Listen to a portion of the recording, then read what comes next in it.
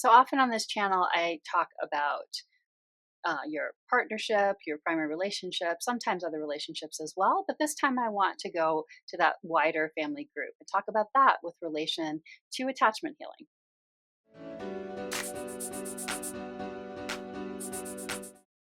Hey everyone, I'm Sonia, and on this channel, I try to give you tips and strategies to help you with attachment style healing, as well as other life and relationship tips and advice as well. So, today, it's in the United States at the time I'm filming this. We just had Thanksgiving and we have sort of the Christmas, New Year's, Hanukkah, Kwanzaa season coming up. So that's probably why you know, this topic is on my mind. But wherever you are in the world, like at some point, right, there often are family get-togethers, or whether that's just an occasional thing, or whether you see your wider family more regularly. And so I just wanted to bring that into the conversation here around this attachment style healing that we have often been doing, or whether we're just starting to learn about it, whether we're a long ways onto the journey, whether we feel like we're at that point where we can say we're healed. Let's go back to this, to thinking about family, right? So why is this an issue? So some people, it's obviously an issue because they feel like they have some conflict or tension among the family, or maybe they don't feel close to family members, um, or or maybe it's like newer and you just are feeling like, wow, I just learned all this in my healing journey, and I've made some connections with some things that happened in childhood, or like were patterns in how I was raised, or those kinds of things. Or realizing something about relationships and how you feel like they haven't been as healthy with wider family, but maybe it's not something you're working on as extensively if you're not seeing them, on a daily or weekly basis. And so, how then should you approach this? Like, what are some things to think about going into the holiday season? So, there's lots of ways to look at this, but I have sort of a particular few items that I've been thinking of with regard to this. So I wanted to share those with you today, and hopefully you'll find that helpful. So to start with, do your family members need to know that you've been on this healing journey, that you're changing, what all's going on with you? Do they need to know about attachment theory, right? Because we can also sort of become eager to tell people these things once we learn them, right? I mean, that's just natural. And we want to share, whether we feel like we're being helpful about it, whether it's to point out, what's happening and we see it clearly now. And I'm going to wrap around to this in a slightly different way at the end. But overall, I would say to this, no, you do not need to be sharing this with them. And of course, this is going to feel different. If it feels natural to share with someone, you'll probably do it. But the sort of way that we might feel like we need to share with them because, oh, they probably could benefit from healing, or, I want them to see this is why we have this dynamic, that kind of a thing, probably wouldn't be useful. And, if you think about it, people just come to their journeys of personal development and healing at different times. And we just really cannot voice that on someone. And we can't even really necessarily force them to see our way on it. So, in my opinion, it's better not to get into that. Like I said, there could be a case, especially if it's more like a one-on-one situation with someone, and or you have a particular relationship with someone, where it could come up to some extent.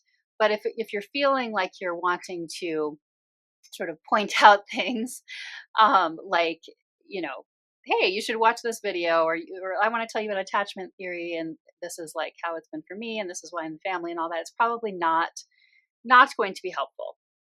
And you don't need to, right? And so that's actually the biggest topic I want to talk about here, is why you don't need to. So here's why. So no, you can't force people in your life to go on to the personal development journey, even on a small scale. I mean, I've actually covered this even with the partner relationship, and it's a little different there because it will come up in certain ways more directly. But even to that some extent, it's true there that you're not going to be pulling them completely on the journey with you. So, and why was that? So it's the same thing here is going to be relevant, which is that this is your journey. But what's going to change things is because you've changed. So because you've changed, those dynamics that may be concerning you will be different. Sometimes when we're at different stages along the journey, that can be also in process. But as you heal more and more, how you're changing is going to change the dynamic on its own. So you don't need that other person to somehow buy in directly and consciously in participating in that way with you in it. you're changing, and that's going to change things. And so, how will that look? Now you're taking yourself into account. That's a huge one.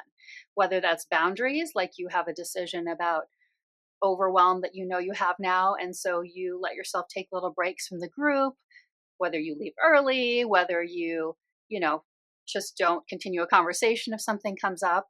That can be a form of, all of those can be forms of boundaries. There's other kinds too, of course. Um, but you're taking yourself into account about boundaries. You're taking yourself into account your needs, which can also be true, like I said in there. Sometimes, like, it could be a need around overwhelm and sensitivity, or it could just be a different need. Maybe there's something you really need to do that day also, and you decide to find a way to work it in. It can be around emotional regulation and release, both, right? So it can be around the fact that now maybe you are good at tuning into your emotions. Maybe you need to step aside and allow the feelings to really come out. Maybe you're able to do that in some way. You're able to separate yourself out a little bit, or maybe on the other hand, you feel like you notice that you're feeling unsafe, and you decide to emotionally regulate for safety in one of the ways you have. Whether that's sort of taking deep breaths, whether it's a little bit of tapping that you do, possibly again taking yourself into another room if you want to, whatever that is, that you are going to have these tools that you're bringing in for yourself around emotional regulation, for example, or emotional release around, and we don't think of it as much as a tool as just doing it, but also, like I said, around checking for your own needs. And you can make it more of a tool if you think that's helpful. Like if you are concerned that you're just going to get sucked back in, because of course it is easy to get sucked back into old patterns, and that can happen.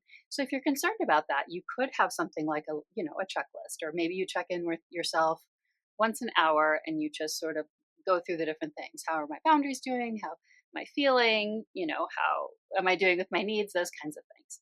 And then not getting discouraged, of course, if something does go awry, because also a big part of the healing is realizing that you are in charge. And so you can change things at any time, even if you fell into a pattern. You can say, hey, you know what? I realized I don't actually want to do this after all. So you absolutely can do that as well. And I will say that even if some of the sort of triggering type things or patterns are still happening, having done a lot of work with the core wounds, which is a big piece that we heal from in attachment style healing, and also limiting belief work, those kinds of things can be really helpful. Just having that bigger perspective of seeing, like, oh, I see what's happening here, and understanding it is so huge, right? Because before when we don't understand and we just think that's how things are, it's a completely different thing than when we at least see what's happening, right? So even if we get sucked in a bit, and or it like does affect us in terms of feeling some triggering, just knowing and like seeing the pattern is so huge, right? So it's different. It's a different you that's coming into this same environment. And I want to add here that this is important for everyone. So I think it's sometimes almost trickiest for people if they don't feel like they have as many um, woundings or patterns, or maybe they've solved some of them with their particular family dynamic, or maybe they think they won't come up because it's sort of like the family's more of a repressed style where nothing is talked about, but there isn't as much triggering either. I think in those cases, it's important to try to be conscious of all this. So be conscious of where you're at with things, and know, like, hey, I'm going into this environment where some of these patterns were created, and I'm just going to be aware of that. I'm just going to have some awareness of that, even while I try to be present and enjoy the moment, so that so that you can tune into yourself and really take yourself into account. Sometimes, people where it's going to be more obvious and they know that going in are almost like more prepared. So I want to make sure that you realize that it's kind of in any case that you can sort of be aware of this and go into it with a little bit of attention on it, at least partially, so that you recognize if a trigger type thing is coming up, or you recognize what your own feelings are in the situation.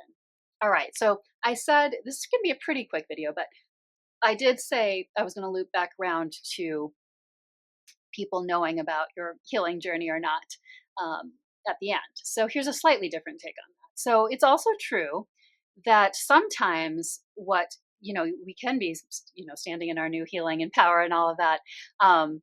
but that it can create sort of new tension for a while, especially if people aren't used to it, right? Because, like I said, you did just change the pattern by coming in as a different version of yourself and this more healed version of yourself. And so, even though that's is a good thing overall, and over time, people often don't like that kind of change. It's like they're used to the pattern, right? We're used to patterns. Patterns make us feel safe. We know what to expect from someone, and so sometimes people kind of don't like it. However, that looks for an individual person. If you are changing up the pattern, and especially if it's newer, and so one thing you could do, so this is kind of sounds a little different from what I said at the beginning, but it's not quite the same thing. One thing that you can do is to say something like, "Hey, I'm starting to." Let's say they, for example, it's something where you are like taking a little time, a little break for yourself in the middle of things. You can just say that, I've been doing all this work on myself and I've realized that it's so helpful for me to take this little break for myself, or, so to whatever extent you get into like what your journey is, the idea is to sort of do it more like an I statement. So it's like you are saying, hey, I've been doing this thing for me. This is why it's looking a little different. It's kind of like giving people's brains somewhere to land on why things feel different. So I think that can be useful sometimes to do that. And it gives an explanation where you're taking full responsibility for it yourself. It's your healing journey. And so that can sometimes help a little bit with people feeling uncomfortable or tense because you've changed. So those are my top ideas and thoughts for these sort of wider family gatherings, especially as we're sort of newer on the healing journey. And I would love to hear it if you have any further ideas in the comments. And of course, the most important thing here was that middle piece, which is that you're different. And so you can keep taking yourself into account. And even if something slips back a little bit into an old pattern, it doesn't have to stay that way, right? That's what we've learned from the healing journey, is that things can change. And so even with slippage, that can still be true.